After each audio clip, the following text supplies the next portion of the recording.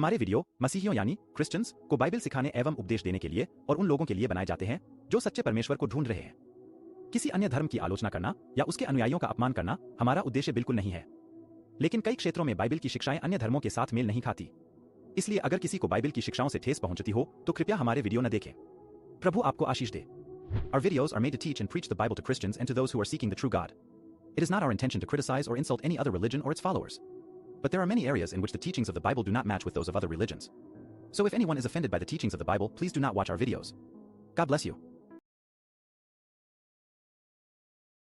जीवन में अगर आप उद्धार पाना चाहते हैं तो आपको परमेश्वर की खोज करनी होगी। मसीह के बिना आप मर जाएंगे। परमेश्वर अपने वचन में कहता है, यदि आज तुम उसका शब्द सुनो तो अपने मन को कठोर मत करो। इब्रानियों 3:7 और 8 वचन। कितने मनुष्य का नाश इसलिए हो गया क्योंकि उन्होंने अपने उद्धार को उचित अवसर के आने तक टाल दिया। कई लोग कंडीशन रखते हैं, अगर प्रभु ने ये चमत्कार किया तो हम प्रभु के पीछे चलेंगे, नहीं तो नहीं चलेंगे। हेलो, आप क्या मेहरबानी कर रहे हो क्या प्रभु में? परमेश्वर आपको हर बुराई से बचाना चाहता है, इसलिए अपने उद्धार के विषय में आलसीपन मत करो। भविष्य या कल का दिन जो है हम में से कोई नहीं जानता हम कल देखेंगे कि नहीं। जो आज हमें दिया गया है उसका उपयोग हमें करना है हमारे आने वाले कल को बेहतर बनाने के लिए। हालेलुया। कम ऑन, 1 मिनट के लिए अपने हाथ उठाओ और बोलो, प्रभु मैं जीवन में आलसीपन को त्याग देता हूँ। हम आपके मुख को ढूंढेंगे, हम परिश्रम करने से कभी पीछे नहीं हटेंगे। हालेलुया। यीशु के नाम से मुझे मेरे परिवार को आशीष दे। अभी जो कछुआ है, कछुआ सिर्फ आलसीपन को नहीं दिखाता है, कल कछुआ जादू टोने को भी दिखाता है। क्योंकि कछुए का जो ऊपरी खोतली बोलते हैं, खोतली यानी जो उसका ऊपर का कवच होता है, वो जादू टोना करने वाले इस्तेमाल करते हैं। ओके, जादूगर या जादू टोना करने वाले कछुए की उस कवच को इस्तेमाल करते हैं। और कई भावी यानी भविष्य बताने वाले, भूत सिद्धि करने वाले, वो कछुए का इस्तेमाल करते हैं। तो यहां पर ध्यान दीजिए, जीवित परमेश्वर पर विश्वास या भरोसा रखने के बजाय कई विश्वासी दुख, बीमारी और विलाप और शोक के समय वो जो है वो पूछने वालों के पास जाते हैं। जब वो चर्च में आते हैं उनको लगता है कि कलीसिया में पास्टर हाथ रख देंगे हमारी परिस्थिति बदल जाएगी, लेकिन पास्टर हाथ रख रख के सर के बाद चले जाते हैं, बट प्रॉब्लम्स वहीं के वहीं रहते हैं। इसका कारण क्या है मालूम है? क्या कारण है? एक तो आपका जीवन सीधा नहीं है, या फिर आप में विश्वास की कमी है। जब लोग यीशु के पास आते हैं और देखते यीशु से उत्तर नहीं मिल रहा है तो वो शैतान के पास जाते हैं, वो शैतान की मदद लेते हैं। कई विश्वासी लोग अविश्वासी रिश्तेदारों की बात में आ जाते हैं। अगर 1 साल से घर में प्रॉब्लम है, अविश्वासी लोग दुष्ट आत्माओं से भरे हैं, दुष्ट आत्माएं आती हैं, जैसे शैतान हवा के पास आया। किसके पास आया? अभी जरूरी नहीं है हवा के पास सांप के रूप में आए तो आपके पास भी सांप के रूप में आए, तो आप घर के बात करेंगे।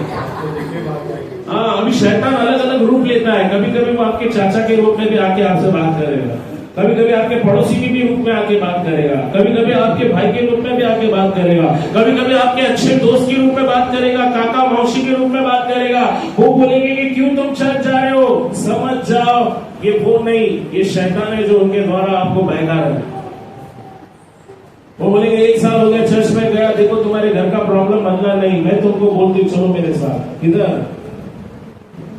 समोसे वाले बाबा के पास।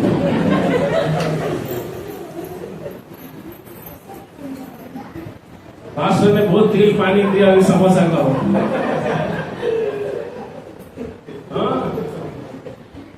भसम देने वाला बाबा। सुनो, यहाँ पर कुछ लोग हंस रहे, बट कुछ लोग विश्वास में स्थिर नहीं रहते। वो 2 नाव की सवारी करना चाहते हैं। वो बोलते अरे अच्छा, अविश्वासी मेरे भाई ने बताया, भाभी ने बताया, मामा ने बताया, मामी ने बताया, चलो घर में पति बहुत तकलीफ दे रहा है, बच्चे बहुत तकलीफ दे रहे, चलो कहीं से कुछ नींबू बांध कर आए। पास्टर को मालूम पड़ने नहीं देते, बट याद रखो पवित्र आत्मा से कोई झूठ नहीं बोल सकता। पास्टर आपके घर में आकर नहीं देख रहे, आप कहाँ गए, क्या कर रहे हैं। हम तो बोलते हमको पड़ी नहीं, आप बाहर जाके क्या कर रहे हो। अगर आप गलत हो, आपके लाइफ में गलत परिणाम आएंगे, आपके जीवन में समस्याएं आएंगी। सुनो, यहाँ पर कुछ लोग अपनी प्रॉब्लम से छुटकारा पाने के लिए ऐसे लोगों पर भरोसा रखते हैं। कुछ लोग अच्छे या बुरे भाग्य का भरोसा रखते हैं, क्योंकि परमेश्वर सदैव सहायता करने के लिए तैयार रहता है। लोग परमेश्वर की सहायता पाना नहीं चाहते, क्योंकि वो सुधरना नहीं चाहते। सुनिए, यहाँ पर कई लोग प्रभु को छोड़कर इसलिए जाते हैं क्योंकि उनको मालूम है प्रभु के पीछे चलने का मतलब बहुत सारी चीजों को त्याग देना। बढ़ती ना तो पूरब या पश्चिम से आती है, ना जंगल की ओर से आती है, परंतु परमेश्वरी न्याय है, वो एक को घटाता है दूसरे को बढ़ाता है। भजन उसका 75 अध्याय 75 6 और 5 को पढ़ो। किसी को आपका भविष्य नहीं मालूम, अगर किसी को मालूम है तो वो सिर्फ परमेश्वर को पता है। बोलो, मेरा भविष्य परमेश्वर के हाथों में है। हाँ, बाबा बुआओं के चक्कर में पढ़ के आप अपना लाइफ क्या करोगे, और दुविधा में डालोगे, दुख से भर दोगे। पढ़ो भजन संहिता 75 6 और 7। क्योंकि बढ़ती न तो पूर्व से, न पश्चिम से और न जंगल की ओर से आती है, परंतु परमेश्वर की न्याय है, वह एक को घटाता और दूसरे को बढ़ाता। बोलो, परमेश्वर न्याय है, मेरा न्याय वही करेगा। जब आप परमेश्वर के लिए दुख उठाते हो, परमेश्वर इस बात का ख्याल रखेगा कि वो आपके दुखों के बदले आपको दुगना आनंद दे। हालेलुया। हम सहने को तैयार नहीं होते, दुख और दर्द हम उठाना नहीं चाहते। एक माँ जो अपने बच्चों को दर्द के साथ पैदा करती है, वो अपने बच्चों से कितना प्यार करती है उसको मालूम, क्योंकि उसने वो दर्द देखा है। जब आप प्रभु के लिए दर्द उठाओगे, परमेश्वर आपको उसका दुगना प्रतिफल देगा। परमेश्वर न्यायी है, वो कभी आप पर अन्याय नहीं करेगा। बोलो, परमेश्वर अन्यायी नहीं है। हालेलुया। हर एक का टाइम आता है। बोलो, मेरा टाइम आएगा। हालेलुया। आपको भी परमेश्वर अच्छे घर देगा, गहने देगा, अच्छे कपड़े देगा। आज आप साइकिल पर हो, कुछ ही दिन के बाद परमेश्वर आपको कार में लेकर जाएगा। देखो, कब परमेश्वर किसका स्थिति बदलेगा हम बता नहीं सकते। हालेलुया। आज जिसको आप मामूली समझ रहे हैं, कल वो करोड़पति हो सकता है। हालेलुया। क्योंकि परमेश्वर का वचन कहता है, बढ़ती ना तो पूर्व से ना पश्चिम से आती है, बढ़ती से किससे आती है। तो परमेश्वर को ढूंढो, परमेश्वर को बोलो, प्रभु मैं इतना होशियार नहीं हूँ, मुझे बहुत सारी बातें नहीं आती है। आप इस दुनिया में जीने के लिए आप मुझे बुद्धि दीजिए। आपने मुझे इस दुनिया में भेजा है प्रभु, मेरी पीढ़ी गरीबी में खत्म हो गई, लेकिन मैं मेरे घर में वो व्यक्ति बनना चाहता हूँ जो गरीबी का चक्र तोड़े। हालेलुया। बोलो, मेरे घर का गरीबी का चक्र तोड़ने वाला व्यक्ति मैं हूँ, और परमेश्वर के अनुग्रह के कारण वो चक्र टूटेगा। आमेन। हालेलुया। बाप दादा झोपड़पट्टी में पैदा हो गए, झोपड़पट्टी में मर गए, लेकिन मेरी पीढ़ी, मैं झोपड़पट्टी में नहीं मरेगी। हालेलुया। हमारा भविष्य किसके हाथों में है। सुनो, याकूब अपनी पत्री में लिखता है, यदि तुम में से कोई रोगी है तो वो किसको बुलाए, पास्टर को। और पास्टर क्या करे, तेल मलकर मालिश करने को नहीं बोला है। क्या बोला है, तेल मलकर क्या करने बोला है। और किसकी प्रार्थना से, विश्वास की प्रार्थना से रोगी क्या हो जाएगा। हाँ, और प्रभु उसको उठाकर क्या करेगा, और अगर उसने पाप किए हैं तो भी उसकी क्षमा। हाँ, सुनो, यहाँ पर परमेश्वर ने इजरायलियों से कहा था कि तुम में से कोई ऐसा ना हो जो बाबाओं के चक्कर में पड़ के घृणित काम करे। वो घृणित काम किया है। पढ़ो व्यवस्था विवरण 18 अध्याय 10 से 12 वचन। क्यों परमेश्वर ने इजराइलियों को प्रतिज्ञा का देश दिया, तो वहां पर ऑलरेडी दूसरे लोग रहते थे, दूसरी जाति रहती थी। परमेश्वर ने क्यों उनको मारकर उस जगह से भगाया और इस्राएलियों को उनका देश दिया। इसके पीछे कुछ कारण थे, मैं आपको बताऊंगा। क्योंकि ये जाति ऐसे काम करते थे जिससे परमेश्वर को घृणा आती थी। किस प्रकार के काम करते थे जानना है आपको। पढ़ो व्यवस्था विवरण 18 अध्याय 10 और 12 वचन, जल्दी से पढ़ो।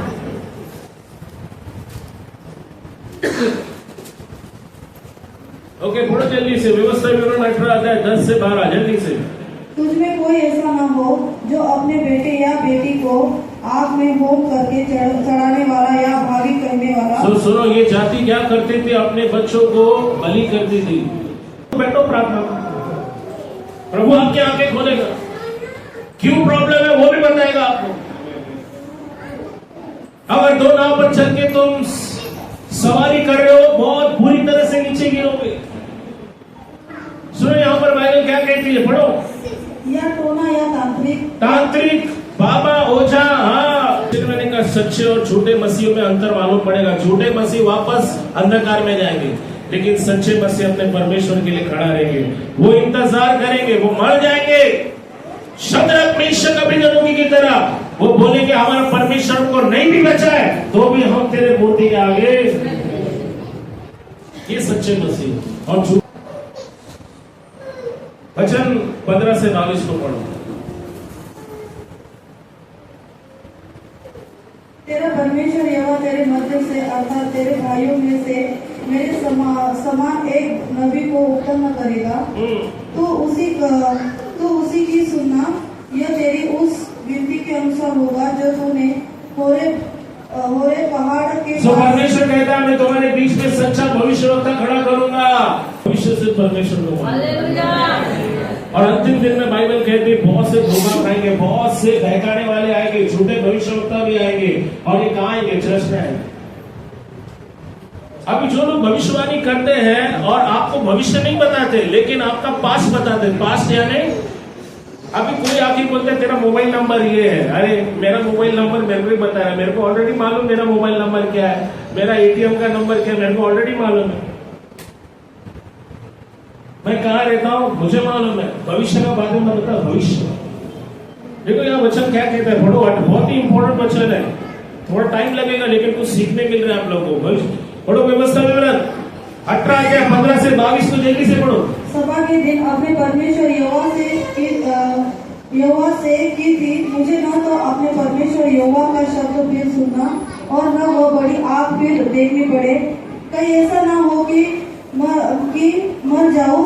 तब यहोवा ने मुझसे कहा, वे जो कुछ करते हैं ठीक करते हैं, इसीलिए मैं उनके लिए उनके भाइयों के बीच में से तेरे समान एक नबी को उत्पन्न करूंगा और अपना वचन उसके मुंह में डालूंगा। अपना वचन में उसके मुंह में डालूंगा। परमेश्वर ने जब अपना पहला दर्शन लोगों को दिया तो पहाड़ पूरा काला हो गया, धुएं से भर गया, लोग थर थर कांप रहे थे, लोग परमेश्वर के उपस्थिति में आने से डर गए।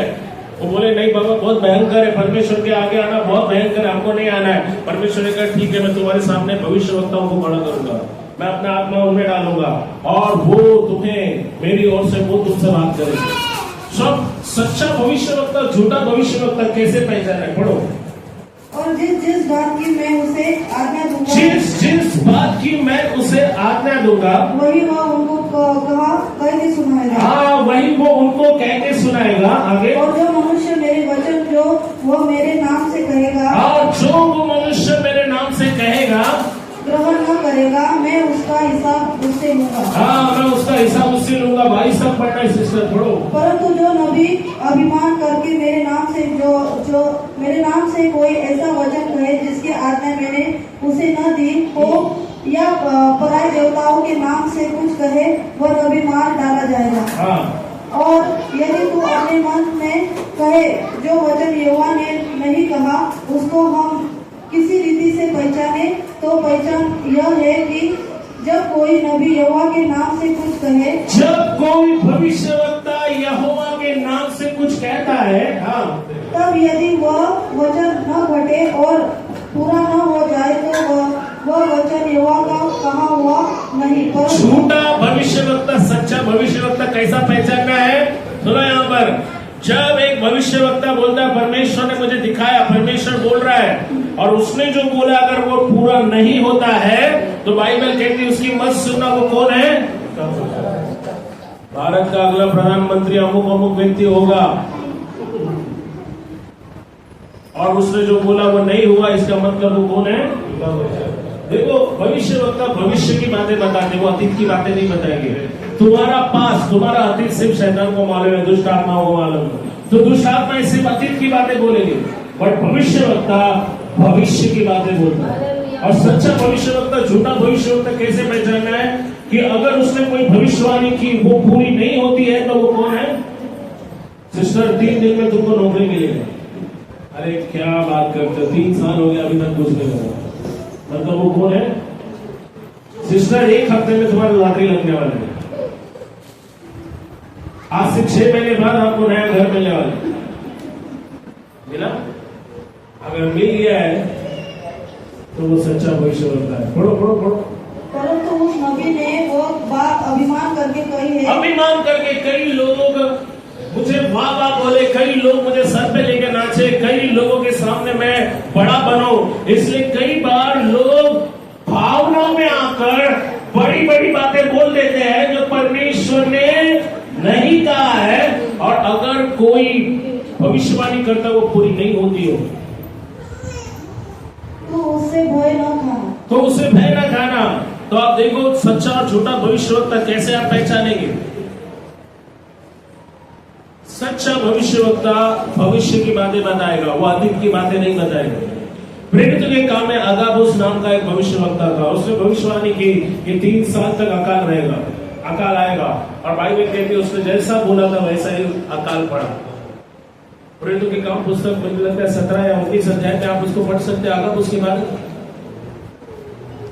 अंतिम दिन में परमेश्वर कहता है कि बहुत सारे लोग धोखा खाएंगे। यशायाह 8 अध्याय 19 और 20। आखिरी 2 वचन फिर हम प्रार्थना करेंगे। अगर आप ये सोचते हैं कि मेरे दोस्त, परिवार के लोग, समाज, संसार क्या कहेगा अगर मैं सच्चा मिसल बन जाऊं, क्या होगा यदि मैं नाच रंग, खाने पीने, शराब की पार्टियां, संसार के मनोरंजन, भविष्य में भाग ना लो, आप यीशु मसीह के उन अथाह धनों को देखने के बदले आश्चर्यकारक शांति, आनंद और महिमा और अनंत जीवन के सुख को देखने के बदले आप पल भर में मिलने वाले मजा को देख रहे हैं। थोड़े समय के लिए मिलने वाले आनंद को देख रहे हैं, बाद में आपको जिंदगी भर रोना पड़ेगा, कष्ट उठाना पड़ेगा। यस, पढ़ो जल्दी यशायाह 8 अध्याय 19 और 20 वचन। जब लोग तुमसे कहे ओझाओं और दोनों के पास जाकर पूछो, हाँ। जो गुनगुनाते और फुसफुसाते, जो गुनगुनाते हैं और फुसफुसाते हैं, हाँ।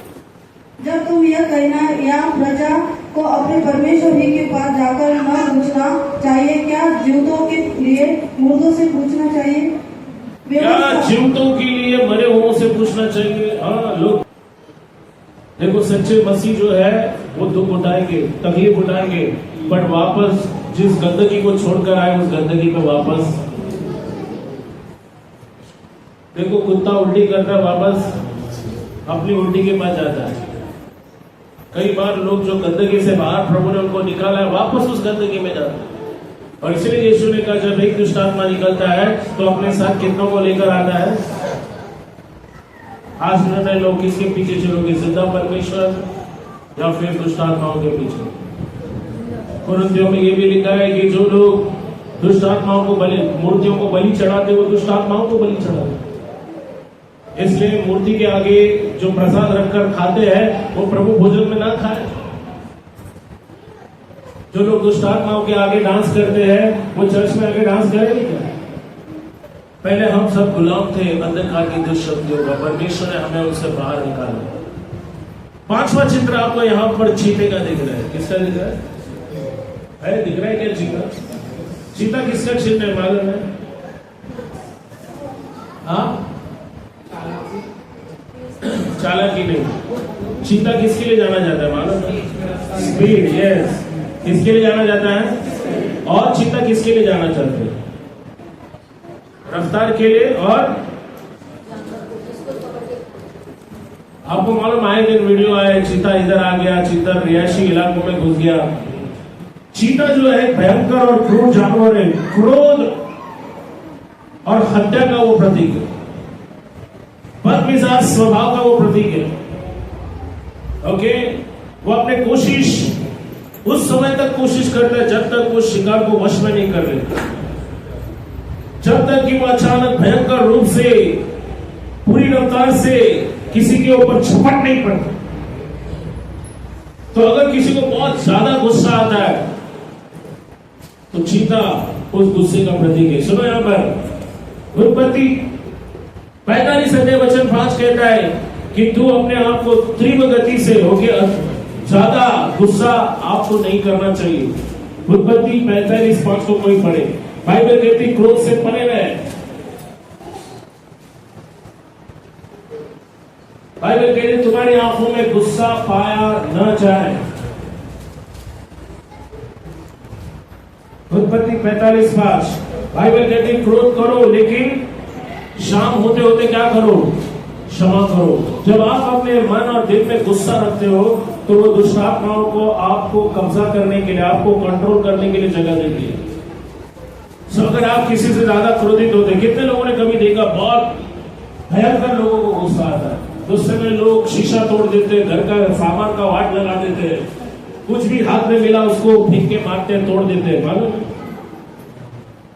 हाँ, और प्रभु का आत्मा बात कर रहा है, बोलो प्रभु क्षमा कर, ये दुष्ट आत्मा से मुझे छुटकारा दे। कितने लोगों ने गुस्से में अपने घर का नुकसान करके बैठे? हाँ, कांच का सामान तोड़ दिया, प्लेट तोड़ दिया है। हाँ, सुनो यहां पर, गुस्सा होना चाहिए बट लिमिट के बाद गुस्सा दुष्ट आत्माओं को आपके जीवन में काम करने के लिए मौका देता है। बाइबल कहती क्रोध से परे रहो, जलजलाहट को छोड़ दो, चिढ़ना छोड़ दो, क्योंकि उससे कुछ नहीं मिलेगा।